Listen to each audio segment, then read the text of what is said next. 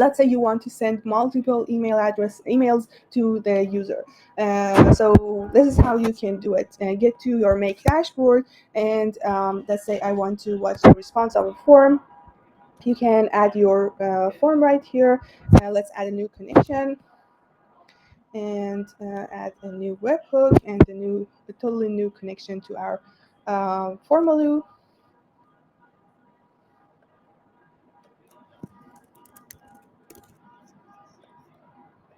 So this is connected, and now I want to search my forms. I have a lot of forms, so it could take some time, but yeah, so this is the form I want to connect, the form that we just created together, and I want to connect it to my Gmail, or you can connect it to anything. Let's say you have MailerLite, you can connect it to that.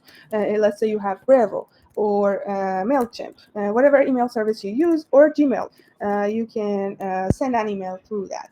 So let's say I want to send an email. You can authorize your connection here. I don't want to do it right now, but I want to show you how you can send some series of emails. So let's say I want to send an email right away. You can set it up in Formaloo as well, but let's say let's make it here. So I want to send an email right here, and then here I want to um,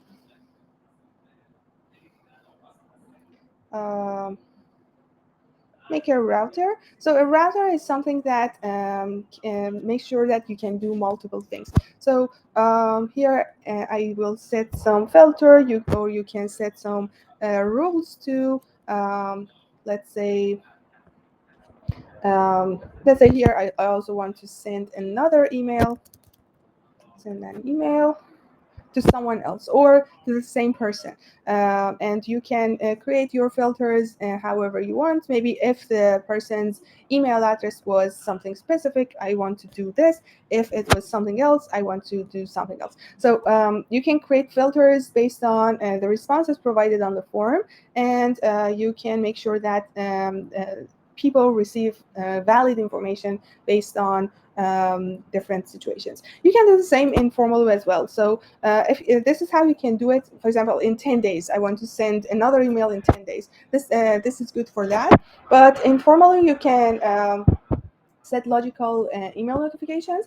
Let's say, let's go to the logic, advanced logic. And here you can say if the industry is, for example, tech, I want to send email after submission using which email template. Let's say this is an email template for technical industry. So I want to send an email to this email, and send this email template to because this email template is about tech industry.